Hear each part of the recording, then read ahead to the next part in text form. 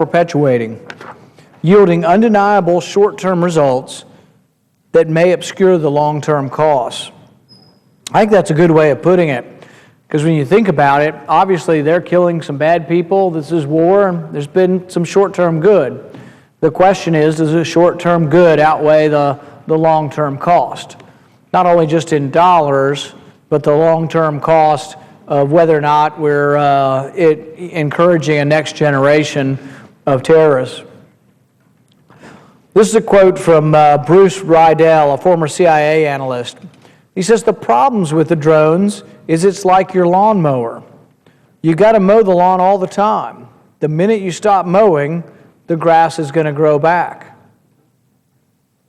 Maybe there's an infinite number of terrorists. Maybe the drone strikes aren't the ultimate answer. There's 1 billion Muslims in the world. Maybe there needs to be some component of this that isn't just the killing fields. Now, I'm not saying that many of these people aren't allied against us and would attack us and they don't deserve to die. I'm just not sure that it's the ultimate answer, it's the ultimate way. I'm also concerned that many of the people who are the strongest proponents of this are also those who want to bring the war to America and say that America is part of this perpetual battlefield.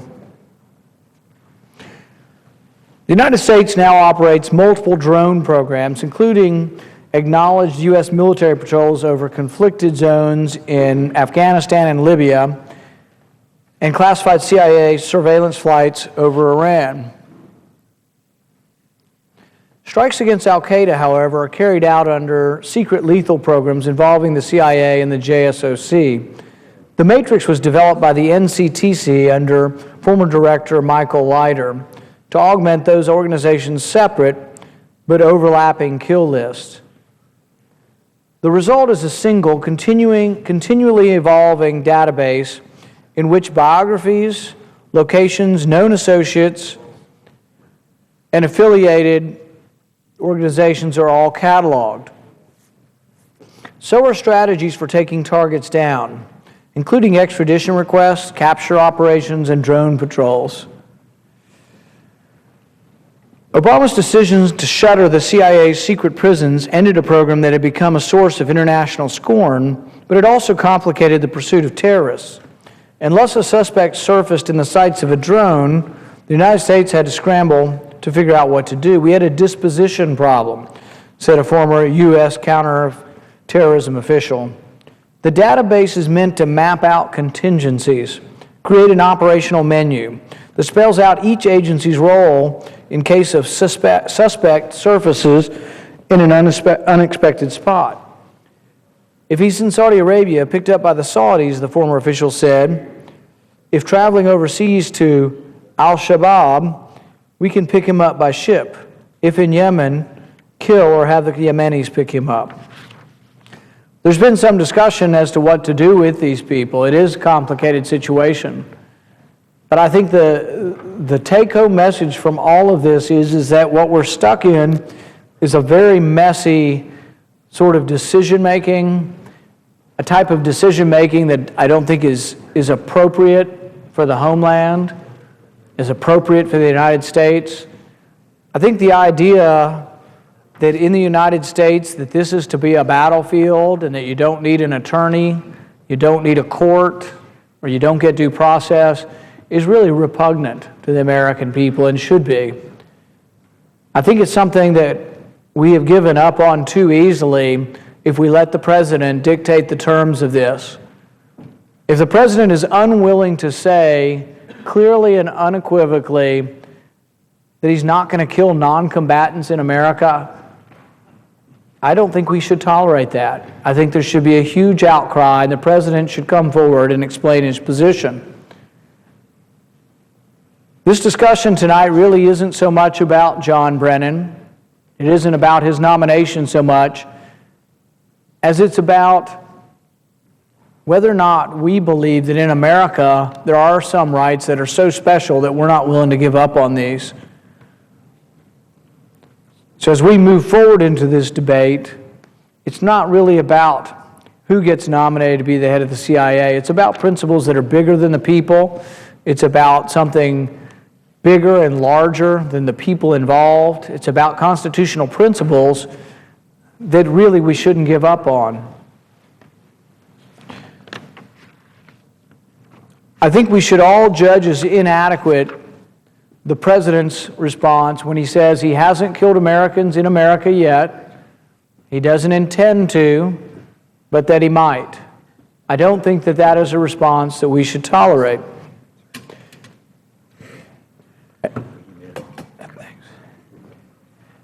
And so, as we move forward in this debate, we need to understand and we need to fight for something that is classically American, something that we're proud of and something that our soldiers fight for.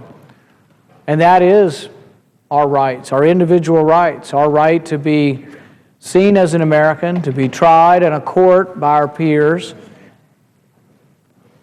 And I think if we're to give up on that, it's a huge mistake.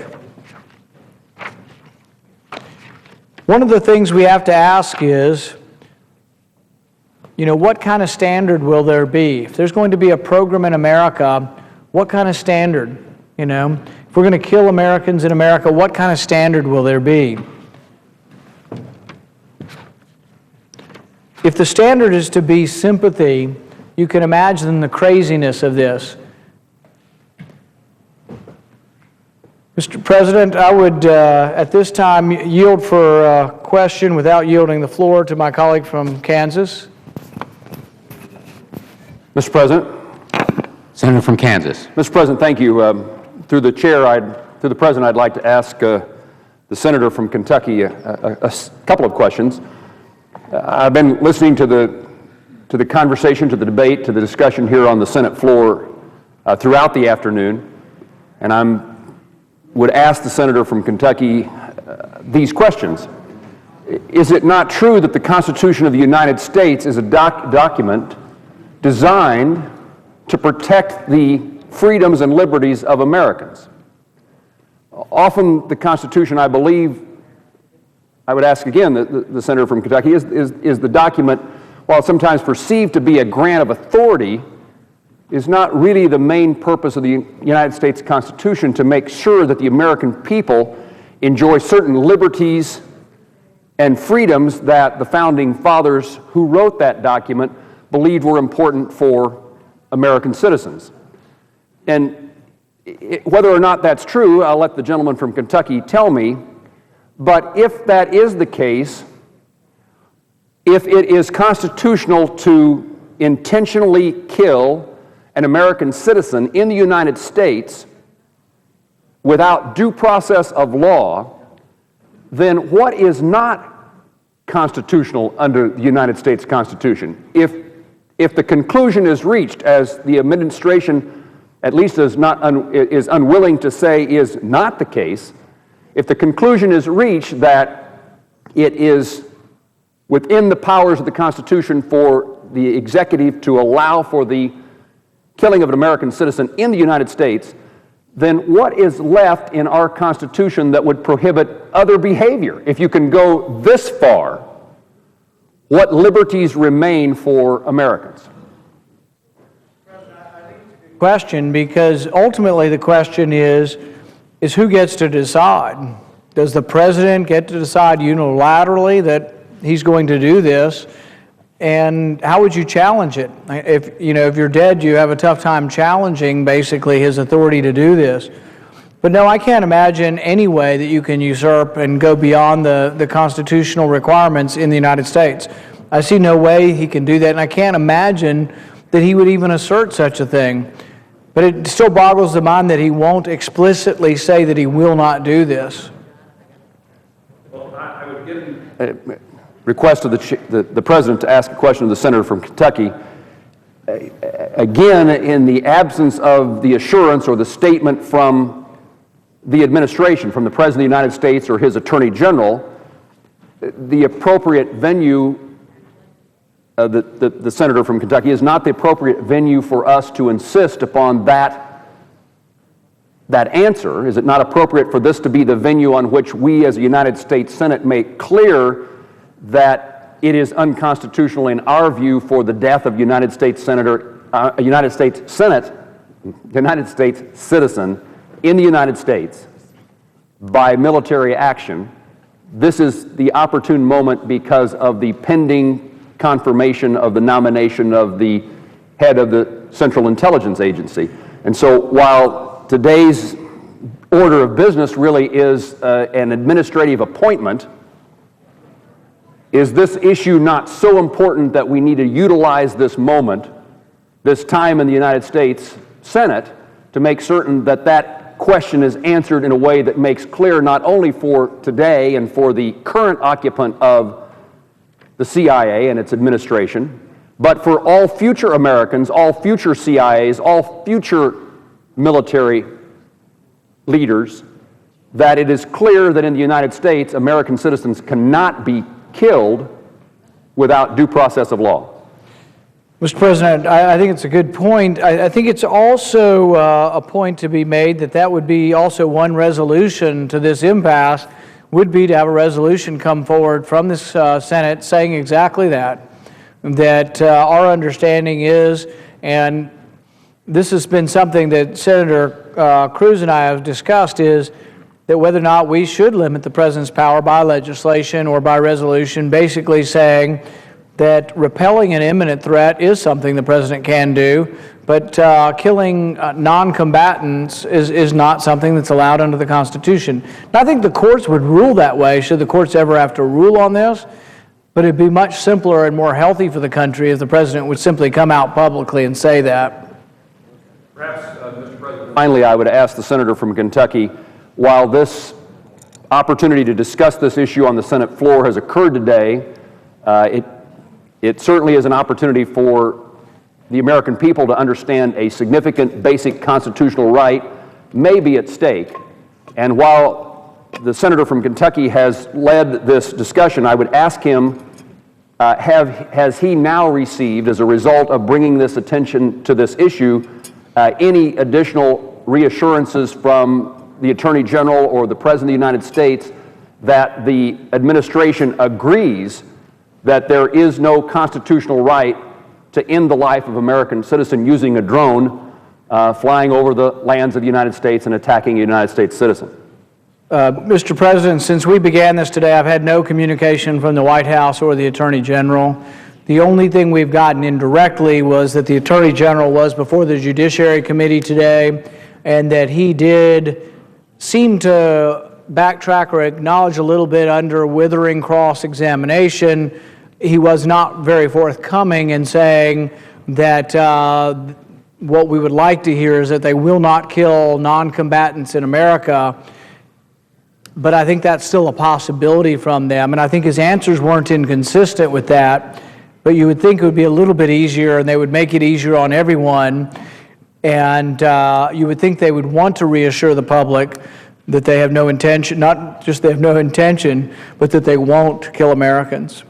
Again, Mr. President, to the senator from Kentucky, while there is a significant important issue before the United States Senate today, and that is the confirmation of the director of the Central Intelligence Agency, I would ask the senator from Kentucky, is not the more important issue, the less pedestrian issue that we face here on the Senate floor and in the United States of America, one that has been with us throughout our history, one that was with us when the Constitution was written and one that is with us every day thereafter, and that is, what are the meanings of the words contained in the United States Constitution, and what do they mean for everyday citizens that they know that their own government is constrained by a document created now more than 200 years ago? Is that not the most important question that faces our country, its citizens, on a daily, ongoing basis? Yeah, I think American citizens get that, but not only that, you know, I come from a state that has 2 large military bases, and when our soldiers go off, when I talk to them, they talk of fighting for our Bill of Rights. They talk of fighting for our Constitution. They don't think they're going off to conquer any people. They truly believe and they honestly appraise that they're fighting for our Bill of Rights. So that's why I see this as somewhat of an insult to our soldiers to say that, and to insinuate somehow that the Bill of Rights just isn't so important, that our fear is going to guide us away or take us away from something so fundamental and so important. But I think Americans do realize that the protections of having a jury trial are incredibly important, and that assessing guilt's not always easy when you're accused of a crime. I think that Americans do know that it's really important to try to get it right when someone's accused of a crime. And so I think American people are with us in wanting to find these answers. And you're right that this isn't ultimately about the nomination. This is about a question that's bigger, I think, than any individual. And it's about something that our country was founded upon. And that's basically, the individual rights. Mr. President, I thank the senator from Kentucky for responding to my questions. Mr. President, we've had a good and healthy debate today. I think we've hit upon a few points. We may have even hit a couple of points more than once.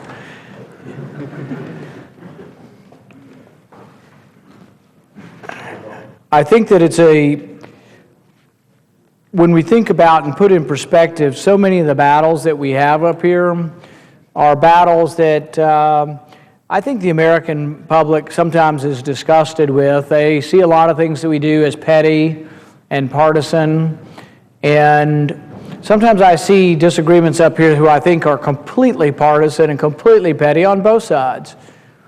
But I think this issue is different in the sense that this isn't about this particular individual and their nomination. I've actually voted for the president's first 3 nominations to his cabinet. So I haven't taken a partisan position that the president can't nominate his political appointees. I have looked carefully at the nominees. I've asked for more information. I've tried to extend debate on some of the nominees. But in the end, I voted for 3 out of 3 and many of the judges that the president's put forward. Not because I necessarily agree with their politics. I don't agree with much of the president's politics. In fact, one of the few things I did agree with the president on was the idea of civil liberties, was the idea that you don't tap someone's phone without a warrant, that you don't torture Americans, and really that you don't kill Americans without due process. These were things that really I thought the president and I agreed on. So I'm not so sure exactly where we stand with that, and I actually kind of think that probably he still does agree with me, or I still agree with him. But the question is, why can't he publicly go ahead and announce that he's not going to kill non-combatants?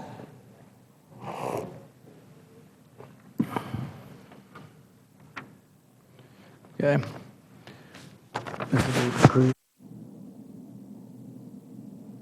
Okay, resolution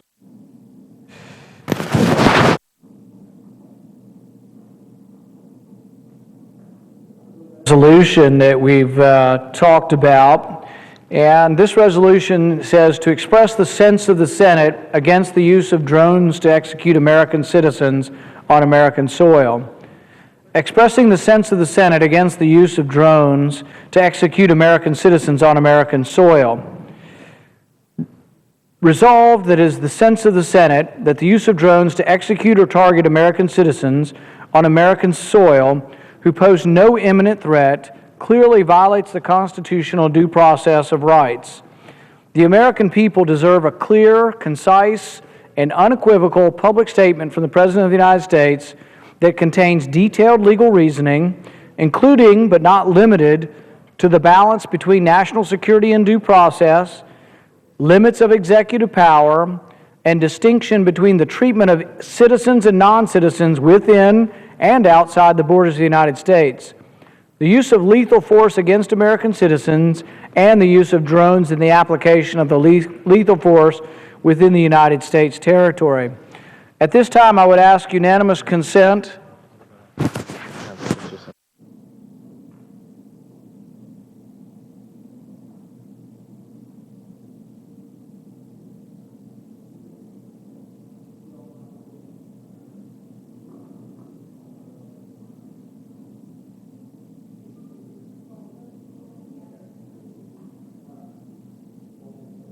Wait, I was going to do it in just...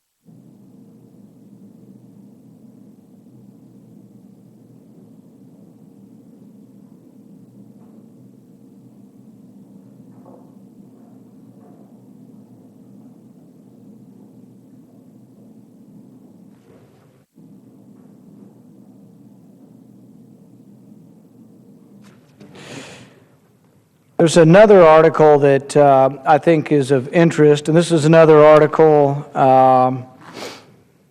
by Spencer Ackerman in Wired. This talks about, once again, the signature strikes and the idea that basically we're killing people whose names we don't know. The title of this was CIA Drones Kill Large Groups Without Knowing Who They Are.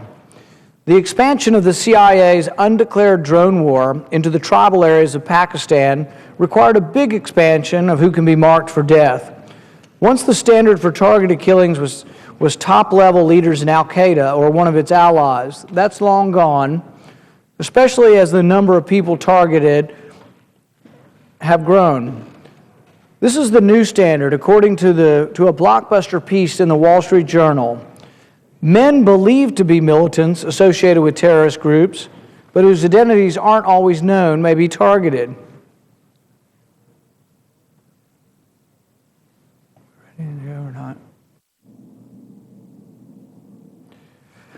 The CIA is now killing people without knowing who they are, on suspicion of association with terrorist groups. The article does not define the standards, but the standards are said to be suspicion and association. While this is overseas, it kind of gets to the point we've been talking about, is what is the standard that will be used in America? If we were to have drone strikes in America, what is the standard that we will use? Is it a standard that says that you have to be suspicious or that you have to be associated? Strikes targeting those people, usually groups of such people, are what we call signature strikes. The bulk of CIA's drone strikes are signature strikes now, which is a remarkable thing. So what we're talking about, and that's one of the reasons why we're concerned here, is that if the president claims that he can do strikes in America and the bulk of the current strikes overseas are signature strikes, wouldn't it be worrisome that we could kill people in America without even knowing their name? The bulk of the CIA strikes now are signature strikes. It was written in the Wall Street Journal in an article by Adam Entois and Siobhan Gorman and Julian Barnes, and the bulk really means the bulk. The journal reports that the growth in clusters of people targeted by the CIA has required the agency to tell its Pakistani counterparts about mass attacks. So we're talking about pretty significant attacks here. They're only notifying them when they're going to kill more than 20 at a time. Determining who is a target is not a question of intelligence collection. The cameras on the CIA fleet of Predators and Reapers work just fine. It's a question of intelligence analysis. Interpreting the imagery collected from the drones, from the spies and spotters below to understand who's a terrorist and who, say, drops off the terrorist laundry. Admittedly, in a war with a shadowy enemy, it can be difficult to distinguish between the two. So the question is this the kind of standard we will use in the United States? Will we use a standard where people don't have to be named? We don't know. The president has indicated that his drone strikes in America will have different rules than his drone strikes outside of America, but we've heard no rules on what those drone strikes will be. So we have drone strikes inside and outside. They're going to have different rules, but we already know that a large percentage of the drone strikes overseas, we're not naming the person. Is that going to be the standard? We also know that we have targeted people for sympathizing with the enemy. We talked about that before. In the 1960s, we had many people who sympathized with North Vietnam. Many people will remember Jane Fonda swiveling herself around in the North Vietnamese artilleries and thinking gleefully that she was just right at home with the North Vietnamese. Now, while I'm not a great fan of Jane Fonda, I'm really not so interested in putting her on a drone kill list either. We've had many people who have dissented in our country. We've had people in our country who have been against the Afghan war, against the Iraq war. I was opposed to the Iraq war. There have been people who are against the government on occasion. What are the criteria for who will be killed? Does the Fifth Amendment apply? Will the list be secret or not secret? Can you kill non-combatants? And people say, well, the president would never kill non-combatants. The problem is that's who we're killing overseas. Now, we are alleging that they may be conspiring someday to be combatants, so they might have been yesterday, but are we going to take that same kind of standard and use it in America? Are we going to have a standard that if you're, on your iPad typing emails in a cafe, that you can be targeted for a drone strike? These are not questions that are inconsequential. These are questions that should be known, and these are questions that should be public. These are questions that should be discussed in Congress. These are questions. In fact, we shouldn't be asking him for drone memos. We should be giving him drone memos. We shouldn't be asking him how he's going to run the drone program. We should be telling him how he's to run the drone program. That is our authority. We've abdicated our authority. We don't do what we're supposed to. We are supposed to be the checks and balances. But we've let the president make these decisions because we have largely abdicated our responsibility. In this Spencer Ackerman story from Wired, he talks about and goes on to say, fundamentally, though, it's a question of policy, whether it's acceptable for the CIA to kill someone without truly knowing if he's the bombsmith or the laundry guy. The Journal reports that the CIA's willingness to strike without such knowledge, sanctioned in full by President Barack Obama, is causing problems for the State Department and the military. As we've written this week, the high volume of drone attacks in Pakistani tribal areas contributes to Pakistani intransigence on another issue of huge importance to the U.S., convincing Pakistan to deliver the insurgent groups it sponsors to peace talks aimed at ending the Afghan war. The drones don't cause that intransigence. Pakistani leaders, after all, cooperate with the drones and exploit popular anti-American sentiment to shake down Washington. The strikes become cards for Pakistan to play, however cynically. And I think this is quite true of Pakistan. They play both sides to the middle, and they play both sides to get more money from us. I think they've been complicit in the drone attacks, and then they complain about them publicly. They have two faces, one to their people and one privately to us. But the question is, have we gotten involved more in Pakistan than getting al-Qaeda leaders, and have we gotten more involved with a war in Pakistan that involves people who want to be free of their central government?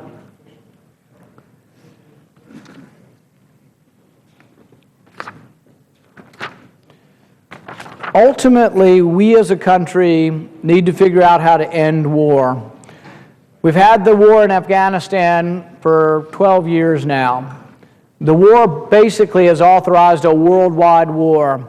Not only am I worried about the perpetual nature of the war, I'm also worried about that there is no geographic limitations to the war, but I'm particularly concerned, and what today has all been about is that I'm worried that they say that the United States is the battlefield now. My side, their side, the president, everybody thinks that America's the battlefield. The problem is they also think you don't get due process in a battlefield. And largely they're correct. When you're overseas in a battlefield, it's hard to have due process. We're not going to ask for Miranda rights before we shoot people in battle. But America is different. So one of the most important things I hope that will come from today is that people will say, and people will listen, how do we end the war in Iraq? How do we end the war in Afghanistan?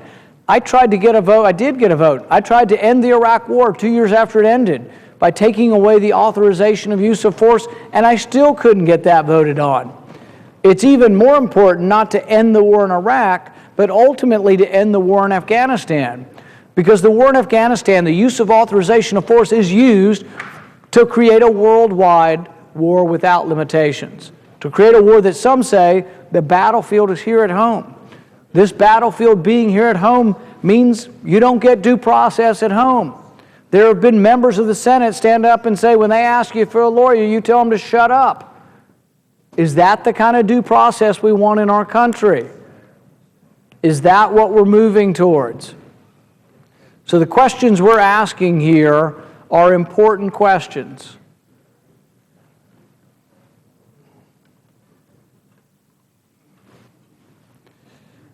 And these questions are, does the Bill of Rights apply? Can they have exceptions to the Bill of Rights? I'm not asking them to...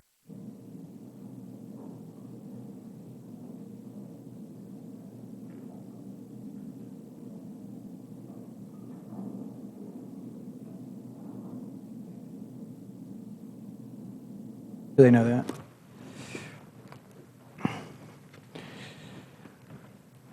One of the articles from National Review recently was by Kevin Williamson, and we got into this a little bit earlier. And I thought it was an important article because it talked about, what our concern is about what standard we will use. What will be the standard for how we kill Americans in America? And he talks a little bit about how his belief is that Al-Awlaki was targeted mainly as a propagandist. And the interesting thing about Al-Awlaki is that before he was targeted, he was actually invited to the Pentagon.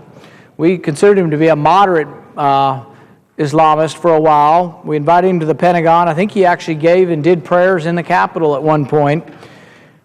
So the question is, if we made a mistake the first time about whether he was our friend, and I think we did, could you make a mistake on the other end?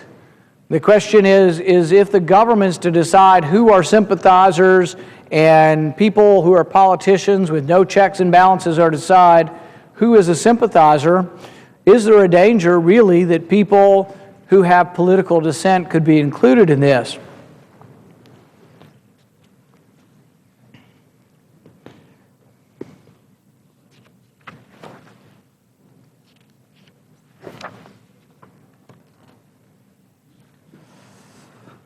The way Williamson describes Al-Awlaki was that he was first and foremost an Al-Qaeda propagandist. He was a preacher and a blogger who first began to provoke U.S. authorities through the online bile that earned him the faintly ridiculous sobriquet, the bin Laden of the Internet. Was he an active participant in planning acts of terrorism against the U.S.? The FBI did not think so, at least in the wake of 9/11 attacks. The Bureau interviewed him 4 times and concluded that he was not involved. The Defense Department famously invited him to dine at the Pentagon as part of the Islamic outreach efforts, and in 2002 he was conducting prayers in the U.S. Capitol. You ready for me? Throughout the following years, Al-Awlaki became a sort of Al-Qaeda gadfly, dangerous principally because he was fluent in English and therefore a more effective propagandist. It was not until the first Obama administration that Al-Awlaki was promoted by U.S. authorities from propagandist to operations man. You may remember the context. The Obama administration had been planning to try 9/11 conspirators in New York City when the country was thrown into a panic by the machinations of the would-be underpants bomber, Umar Farouk Abdullah Muttalib. The Obama administration, in an interesting about-face, whereas it had been planning to try Khalid Sheikh Mohammed in New York and his co-conspirators there, definitively turning our national back on Gitmo, turned around and made the decision that it couldn't do it in New York. Al-Awlaki was a part of this. He was a propagandist and part of this.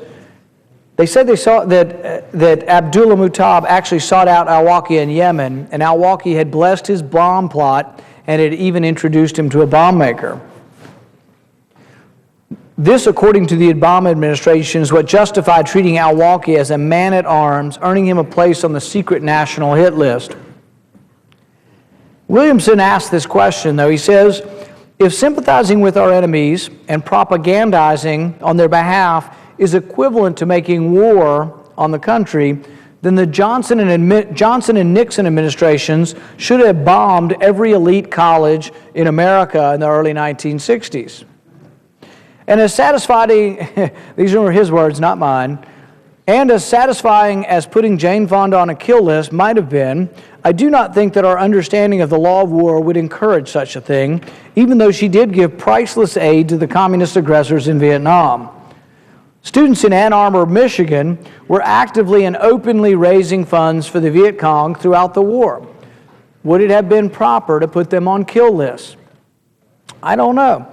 Williamson says, I don't think so. There's a difference between sympathizing with our enemies and taking up arms against the country. They aren't the same thing. So we have to ask ourselves, what is the standard? Could political dissent be part of the standard for drone strikes? And you say, well, that's ridiculous.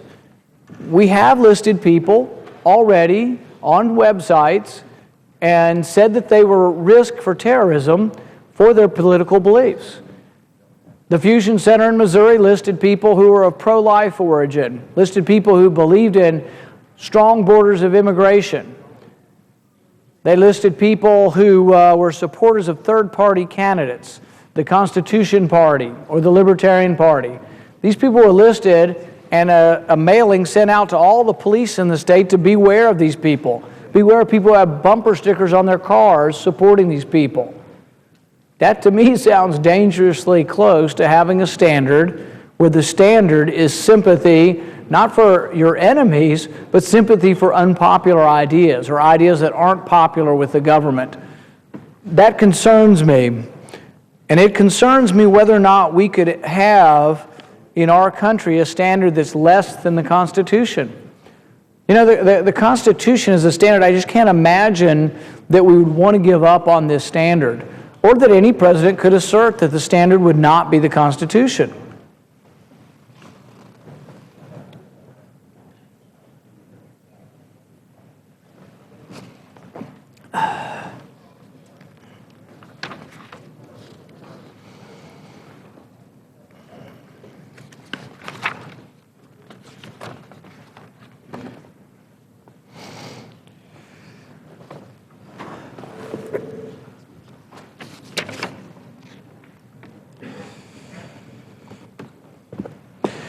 There's an article in Human Rights First. This is an article that was published in December 2012. And it begins with this prefacing statement. The United States is establishing precedents that other nations may follow.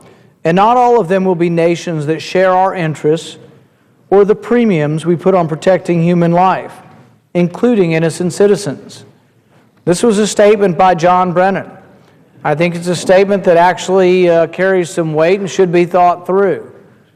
The reason why I say that this filibuster is not so much about Brennan as it's about a constitutional principle. The Obama administration has dramatically escalated targeted killing by drones as a central feature of counterterrorism response. Over the past 2 years, what?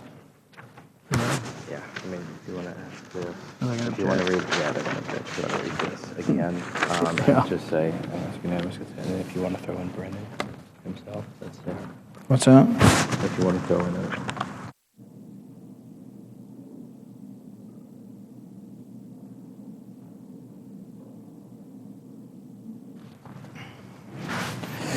Mr. President, at this time I have a unanimous consent request, and I'd like to read it into the record.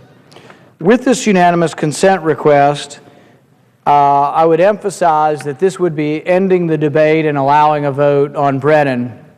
And so part of this unanimous consent request would be the establishment of a vote on this resolution, as well as setting a vote up on the confirmation of John Brennan to be CIA director. The resolution states, resolved that it is a sense of the Senate that the use of drones to execute or to target American citizens on American soil who pose no imminent threat clearly violates the constitutional due process rights of citizens. That's the most important clause of that, and I think it's important for the American people to know that apparently the other side is going to object. So it's important to know that the majority party here in the Senate, the party of the president, is going to object to this statement being voted on.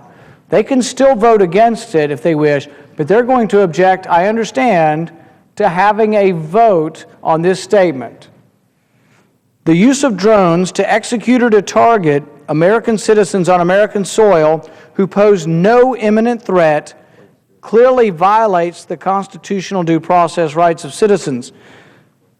So what we're talking about is a resolution that says what we've been trying to get the president to say, that you can't kill non-combatants. You can't kill people in a cafe in Seattle.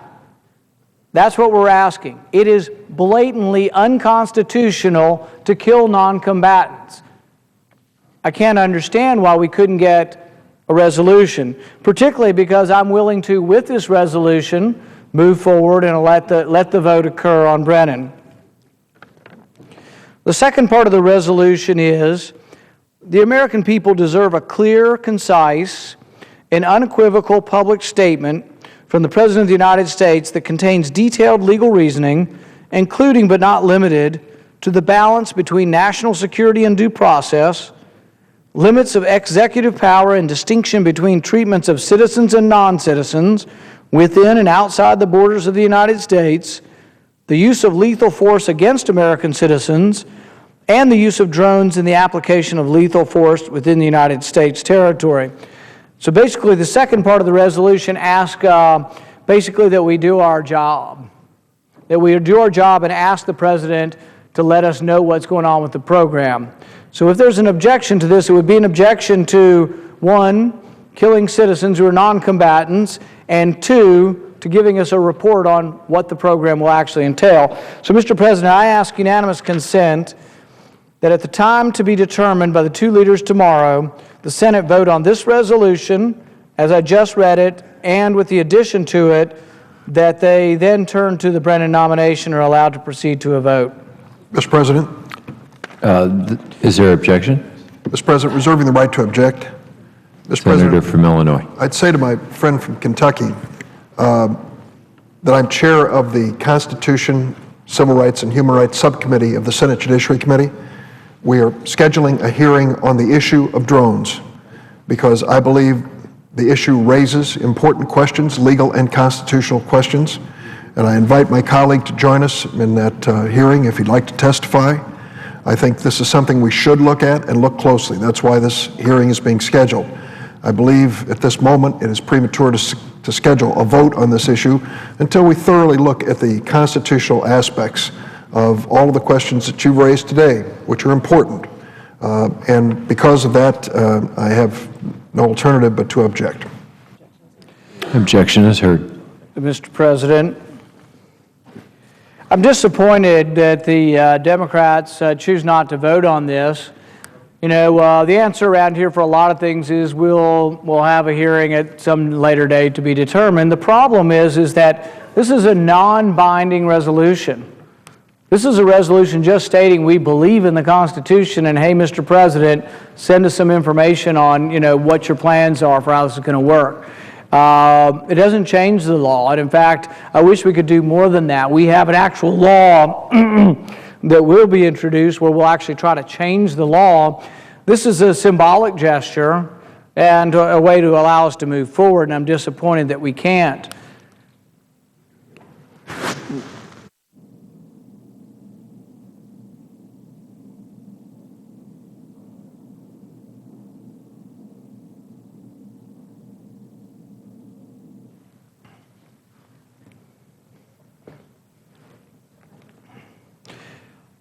This was an article that was published in Human Rights First back in December of 2012.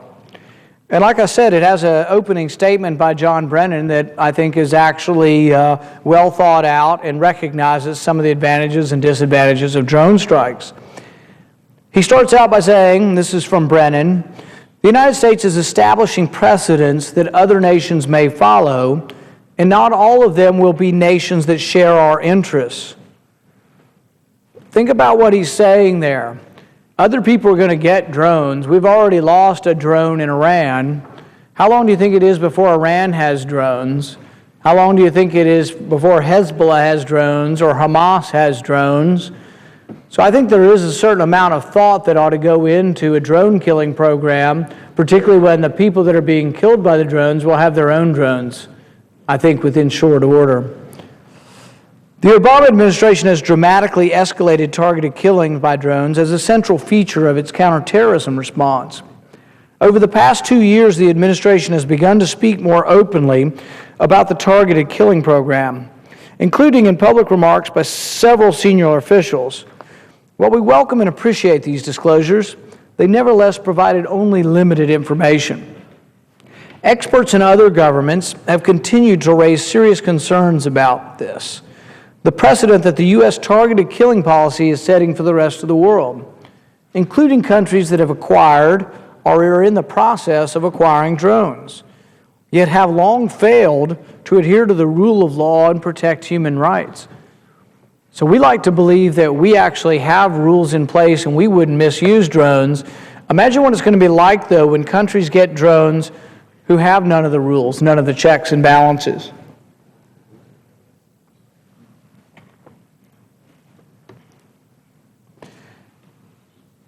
The impact of the drone program on other U.S. counterterrorism efforts, including whether U.S. allies and other security partners have reduced intelligence sharing and other forms of counterterrorism cooperation because of the operational and legal concerns expressed by these countries.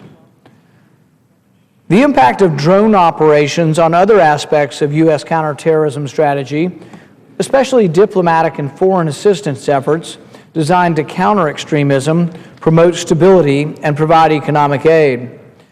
The number of civilian casualties, including a lack of clarity on who the United States considers a civilian in these situations.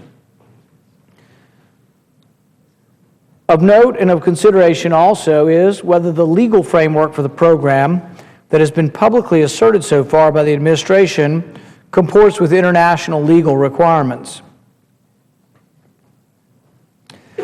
The totality of these concerns, heightened by the lack of public information surrounding the program, require the administration to better explain the program and its legal basis, and to carefully review the policy in light of the global precedent it is setting and serious questions about the effectiveness of the program on the full range of U.S. counterterrorism efforts.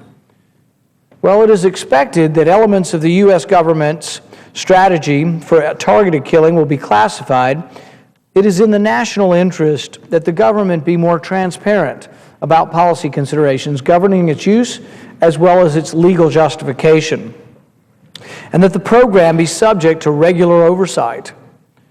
Furthermore, it is in the U.S. national security interest to ensure that the rules of engagement are clear and that the program minimizes any unintended negative consequences.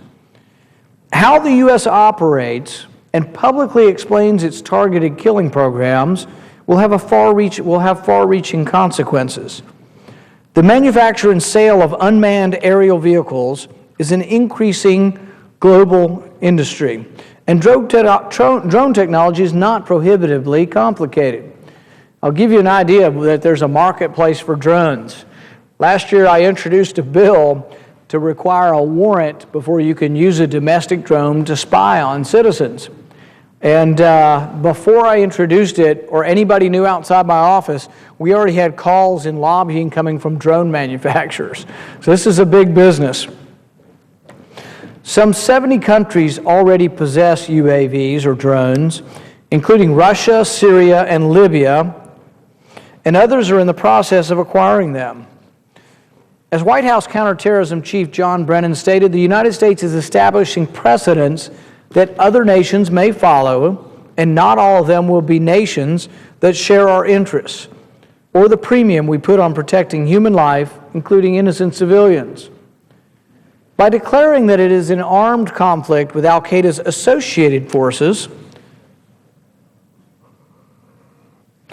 which is a term that has not been defined, and I think this is an important point because everybody's always talking about, don't worry, you're fine, you're not a terrorist, we're only going out after terrorists. The problem is that, like I said, the government has defined terrorism in this country to mean things that may not include terrorists, paying cash, having weatherized ammunition, There's a lot of different things that they've used as definition. But so we say they were going after Al-Qaeda, people who work with them, or associated forces. What exactly that means, I don't know, particularly because even Al-Qaeda is a little bit hard to define because they don't have membership cards. Some of them probably don't use the label at all. I doubt many of them have any communication with any kind of central headquarters or central group called Al-Qaeda.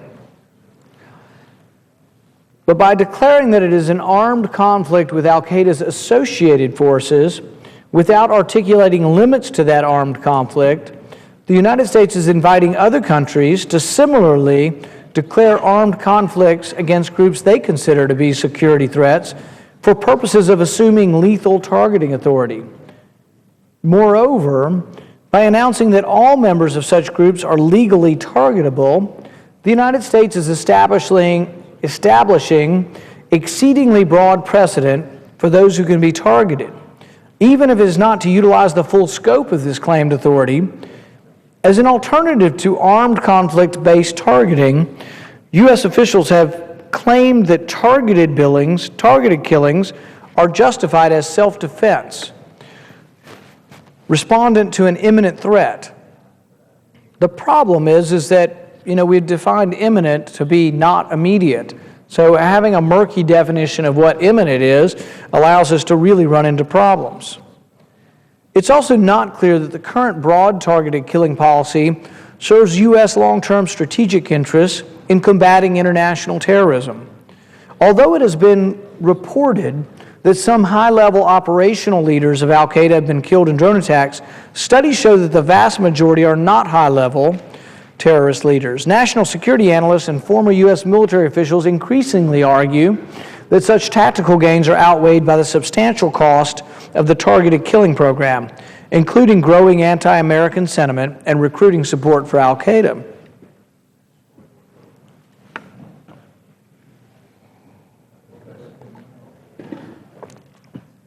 The broad targeted killing program has already strained U.S. relations with allies and therefore has impeded the flow of critical intelligence about terrorist operations.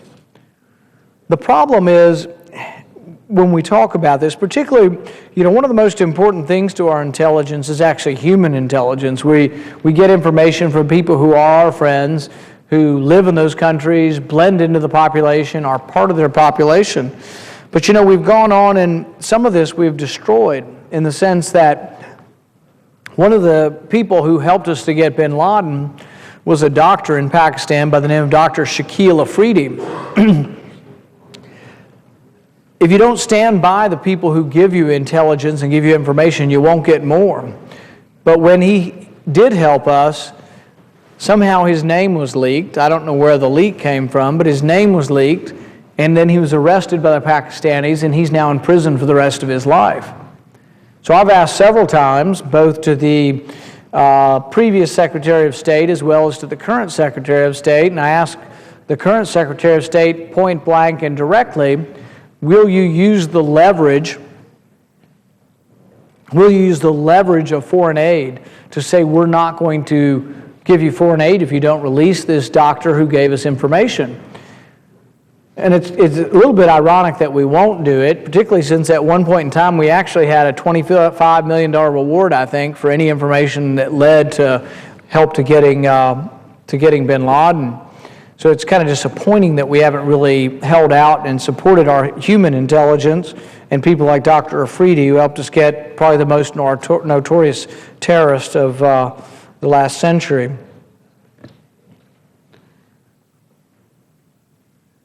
The U.S. government doesn't report the number of deaths from drone strikes. Independent groups have estimated, though, that they've claimed several thousand lives so far. Estimates and public comments by some senators have said as much as 4,700.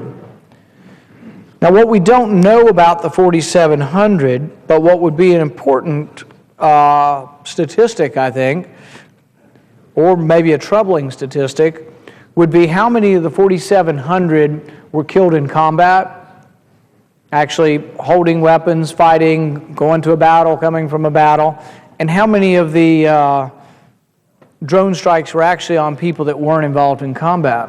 And I think if that number were released, I think if that number were made public, it would concern you even more, because you may well find out that a lot of the people, and we've seen some of the strikes on television, people in their cars, people walking around without weapons, people eating dinner, people at home in their house. Now, I'm not saying these are good people necessarily. I'm just saying that the drone strike program that we have in place currently seems to have a fairly low threshold for who they kill. And the question would be, whether or not you're going to use that kind of standard if you have a domestic drone strike program in the United States. And so I think really we're getting to the point, and that is one of the most important questions as we look at the foreign drone program, is understanding what are the parameters that allow us to kill people in foreign countries, and are those parameters going to be used here? Well, for the most part of the last decade, they haven't admitted that we have a drone strike program, but now they admit it. The president doesn't want to answer any questions about it, doesn't want to deny that he'll use it here, just says he's not intending to use it here, and then says, oh, probably there'd be different rules inside the U.S. than outside the U.S.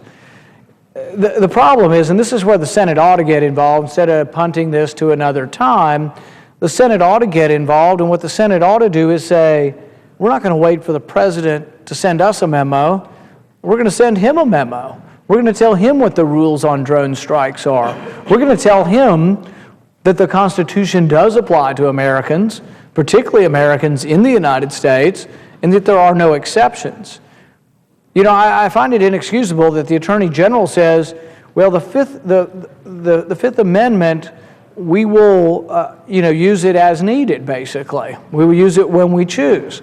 And the problem with that is that I don't think the executive branch should get to pick and choose.